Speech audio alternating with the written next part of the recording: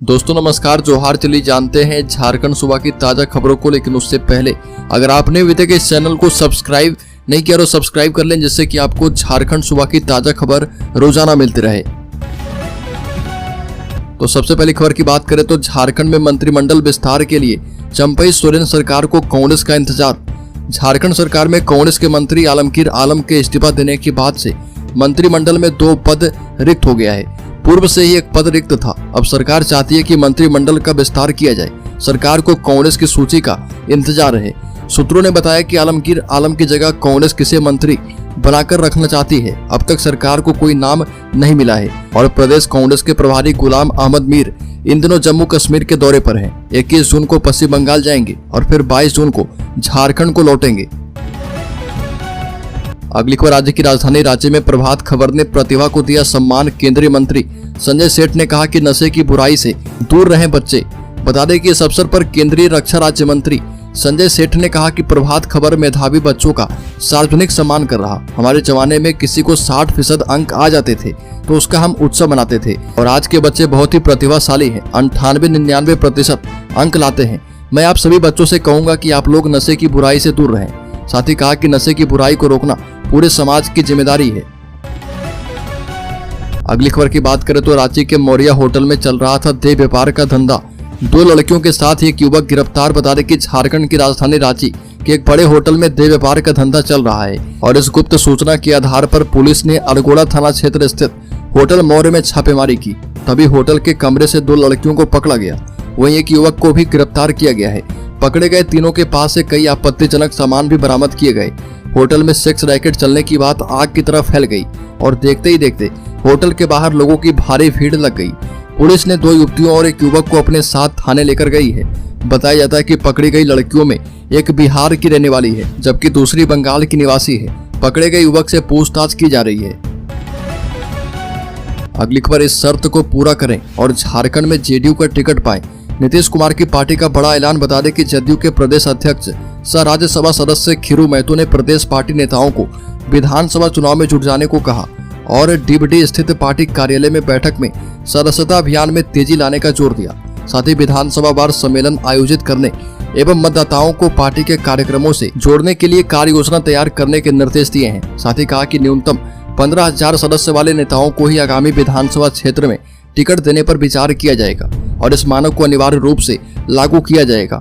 बैठक में पूर्व मंत्री सुधा चौधरी, पूर्व विधायक कामेश्वर दास, डॉक्टर आफ्ताब जमील, त्रिवेणी वर्मा उपस्थित थे। अगली खबर की बात करें तो झारखंड के 22 जिलों में लू का अलर्ट। सरायकेला का पारा पहुंचा 46 डिग्री के करीब। झारखंड में गर्मी ने लोगों की परेशानियां बढ़ा दी है। राज्य के पाकुड़ और साहिबगंज जिले को छोड़कर 22 जिले भीषण लू की चपेट में हैं और इन सभी जिलों का तापमान 40 डिग्री या फिर इससे भी अधिक है। बीते 24 घंटे में सबसे गर्म सरायकेला रहा और मौसम विभाग के मुताबिक 19 जून के बाद ही मानसून झारखंड में दस्तक दे सकता है। रांची के मौसम की बात करें तो यहाँ का पारा पिछले 7 दिनों से लगातार 40 डिग्री या फिर उससे अधिक रह रहा। अगली खबर, राज्य के पलामू जिले में सरयू हत्याकांड में 2 गिरफ्तार मास्टरमाइंड महिला फरार हो चुकी है। बता दें कि पलामू के मेदिनीनगर पुलिस ने सरयू राम हत्याकांड का खुलासा कर दिया है और पुलिस ने इस हत्याकांड में शामिल किशुनदेव और संतोष उरांव को गिरफ्तार कर लिया है, जबकि इस हत्याकांड की मास्टरमाइंड महिला फरार हो चुकी है। बता दें कि पलामू जिले के रामगढ़ के इस्लाम नगर भवंडी के रहने वाले सरयू राम का शव 25 मई को लमटी गांव के कुएं से बरामद किया गया था। पुलिस ने इसी हत्याकांड का उद्भेदन किया है। बताया जाता है कि लमटी गांव की अमावस्या देवी नाम की महिला ने रामगढ़ के भवंडी के सरयू राम, जो कि 55 वर्ष के थे, 10,000 रुपए के कर्ज लिए थे और 12 मई को सरयू राम ने छत्तीसगढ़ में रहने वाले अपने बेटे को फोन पर बताया था कि वह लमटी गांव में अमावस्या देवी को उधार दिया हुआ पैसा मांगने जा रहा और इसके बाद से वह घर नहीं लौटे। 3 दिन के बाद 15 मई को सरयू राम का शव लमटी गांव के कुएं में मिला और पुलिस ने बताया कि मृतक और आरोपी महिला अमावस्या ओझा गुनी का काम भी करती थी।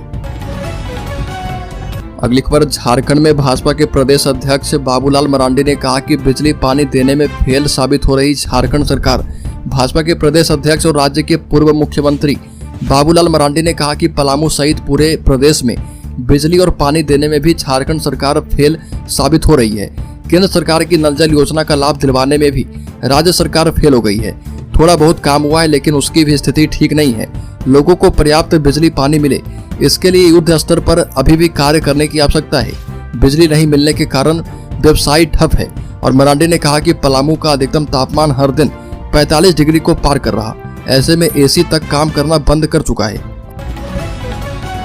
अगली खबर, RRDA से पास नक्शे वाले 1800 भवनों की होगी जांच, इंजीनियरों की टीम गठित। बता दें कि रांची क्षेत्रीय विकास प्राधिकार RRDA क्षेत्र में बने 1800 भवनों की जांच शुरू हो गई है।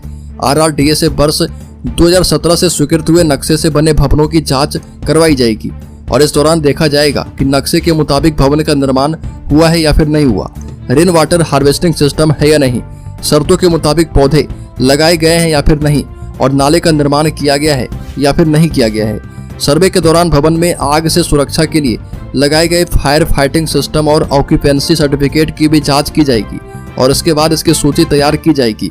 इसके लिए RRDA के इंजीनियरों की टीम बनाई गई है जो एक एक भवन में जाकर सर्वे करेगी और संबंधित भवन की पूरी कुंडली तैयार करेगी। वहीं अगली खबर की बात करें तो कोल्हान में फिर से खिलेगा कमल। भाजपा के प्रदेश उपाध्यक्ष भानु प्रताप शाही ने दिया गुरु मंत्र। चाईबासा भाजपा मुख्य कार्यालय में सिंहभूम लोकसभा चुनाव में हार को लेकर समीक्षात्मक बैठक आयोजित की गई। बैठक में भाजपा के प्रदेश उपाध्यक्ष भानु प्रताप शाही एवं संगठन के महामंत्री करमबीर सिंह मौजूद रहे। समीक्षा बैठक के दौरान भानु प्रताप शाही ने प्रखंडवार कार्यकर्ताओं से चुनाव में मिली हार पर चर्चा किया। साथ ही आगामी विधानसभा चुनाव में कोल्हान में भाजपा की वापसी को लेकर कार्यकर्ताओं में जोश भरा है। वहीं कांग्रेस एवं झारखंड मुक्ति मोर्चा पर झूठ एवं भ्रम फैलाकर चुनाव जितवाने का आरोप भी लगाया। वहीं सरायकेला में मुख्यमंत्री चंपई सोरेन ने पूरा कुनबा और सारा सरकारी तंत्र को लगाकर भी हमारी प्रत्याशी गीता कोड़ा से 20,000 वोटों से पिछड़ गए। अगली खबर, जामताड़ा में बकरीद को लेकर शांति समिति की बैठक। जामताड़ा में 72 घंटे के लिए धारा 144 लागू कर दी गई है। आपातकालीन सेवाएं रहेगी मुक्त। बता दें कि जिले के सभी ईदगाह और मस्जिदों में बकरीद की नमाज अदा की जाएगी, जिसको लेकर जिले के सभी थाना क्षेत्र और केंद्रीय शांति समिति सदस्य ने शांति समिति की बैठक की है। बैठक में सभी से शांति और भाईचारे के साथ बकरीद मनाने की अपील की गई और जिला प्रशासन ने ईद उल जोहा के अवसर पर विधि व्यवस्था बनाए रखने के लिए धारा 144 लागू कर दी है। 18 जून तक ये धारा 144 लागू रहेगी। आदेश का उल्लंघन करने वाले व्यक्ति के खिलाफ कानूनी कार्रवाई की जाएगी। जामताड़ा SPDC की ओर से जारी संयुक्त आदेश में कहा गया है कि इस दौरान एक साथ 5 या उससे अधिक व्यक्तियों के घूमने पर प्रतिबंध रहेगा। अगली खबर की बात करें तो मुख्यमंत्री चंपई सोरेन ने दी फ्री बिजली की सौगात। 71 योजनाओं के उद्घाटन के साथ किया ऐलान। सरायकेला के राजनगर प्रखंड के मातंग बेड़ा में लोकसभा चुनाव के बाद पहली बार मुख्यमंत्री चंपई सोरेन पहुंचे एवं 71 करोड़ की योजनाओं का उद्घाटन एवं 235 करोड़ की योजनाओं का शिलान्यास किया। इस मौके पर उन्होंने कहा कि अब सरकार 200 यूनिट बिजली फ्री करने जा रही है। साथ ही फिर से अबू आवास के लिए आवेदन का कार्य प्रारंभ होगा। अबू आवास में 3 कमरा, 1 किचन, 1 बरामदा एवं 1 शौचालय संलग्न रहेगा। मुख्यमंत्री ने घोषणा की कि 49 वर्ष से अधिक की उम्र की महिलाओं को 25 जून से पेंशन देने का कार्य आरंभ किया जाएगा। साथ ही मुख्यमंत्री ने कहा कि शुरू से ही गठबंधन की सरकार को भाजपा ने अस्थिर करने की कोशिश की है। अगली खबर, चतरा जिले में कर्ज का पैसा नहीं चुकाने पर दलित महिला से रेप। कार्रवाई की बजाय पुलिस ने महिला को ही थमाया नोटिस। चतरा जिले के कान्हाचट्टी से एक सनसनीखेज मामला प्रकाश में आया, जहां पर एक हरिजन महिला के साथ कर्ज के पैसे न चुकाने पर हथियार के बल पर दुष्कर्म किया गया और मामला जिले के कान्हाचट्टी प्रखंड से जुड़ा हुआ है, जहां पर दबंग बलजीत यादव द्वारा कर्ज के पैसा नहीं चुकाने पर हरिजन महिला से हथियार के बल पर जबरन दुष्कर्म किया गया। साथ ही दुष्कर्म के बाद महिला को धमकी दी गई कि यदि इस मामले को ज्यादा तुलती तो पति और बच्चे को जान से मार देंगे। इस मामले को लेकर पीड़ित महिला एवं उसके पति ने बताया कि मेरी पत्नी 22 मई को महिला थाने में आवेदन देने गई थी। हमारे गांव के ही दबंग प्रवृत्ति के व्यक्ति बलजीत यादव ने 18 मई को शाम 7 बजे घर पर कर्ज के रूप में लिए राशि की मांग को लेकर आया और कर्ज के रुपए मांगते हुए घर में घुस गया। अगली खबर की बात करें तो राज्य के गिरिडीह जिले के तीसरी थाना पुलिस ने अवैध शराब लदा एक वाहन को जब्त किया। यह कार्रवाई एसपी को मिली गुप्त सूचना पर तीसरी पुलिस ने की है और इसकी जानकारी एसडीपीओ नीरज कुमार ने प्रेस वार्ता में दी। साथ ही बताया कि एसपी को सूचना मिली थी कि अवैध रूप से एक कार में अंग्रेजी शराब को लोड कर तीसरी होते हुए बिहार लेकर जाया जा रहा। सूचना पर त्वरित कार्रवाई करते हुए तीसरी थाना प्रभारी संजय नायक, एएसआई संजय टूडू, कुलेश्वर राम आदि दलबल के साथ खिजूरी नदी के पास पहुंचे तो देखा कि तेजी से वाहन आ रही है और इस दौरान वाहन को रोकने का प्रयास किया गया तो चालक वाहन का रफ्तार तेज कर भाग निकला। इसके बाद रात्रि गश्ती दल को सूचना दी गई और इस दौरान थम्बचक चेकनाका के पास गश्ती दल के द्वारा जांच की जा रही थी। मौके पर जांच को देखकर तस्कर वाहन को मौके पर छोड़कर अंधेरे का फायदा उठाकर जंगल की ओर भाग खड़े हुए।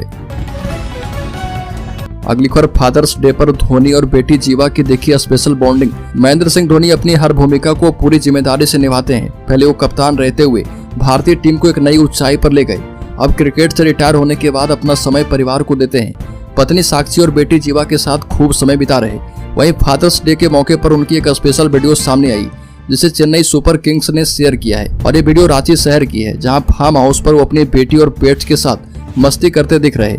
इस वीडियो में धोनी और जीवा के बीच एक स्पेशल बॉन्डिंग नजर आई। अगली खबर झारखंड के शेयर होल्डर्स इन्वेस्टर्स के लिए बड़ी खबर। बीते हफ्ते बीएसई का 30 शेयर वाला सेंसेक्स से 299 अंक या फिर 0.39% के लाभ में रहा। वहीं नेशनल स्टॉक एक्सचेंज का निफ्टी 175 अंक या फिर 0.75% चढ़ गया। बता दें कि पिछले हफ्ते मजबूत रिटर्न के बाद आईटी और एफएमसीजी सेक्टरों में बिकवाली का दबाव रहा, जबकि अन्य सेक्टर में तेजी बनी रही। ग्रामीण क्षेत्र में सरकारी खर्च के कारण रियल एस्टेट में अच्छी वृद्धि हुई है। बता दें कि अगले हफ्ते विदेशी निवेशकों की गतिविधियों पर कड़ी नजर होगी और मई की शुरुआत से ही नेट सेलर्स होने के बाद विदेशी निवेशक कुछ समय के लिए खरीदार बन गए हैं।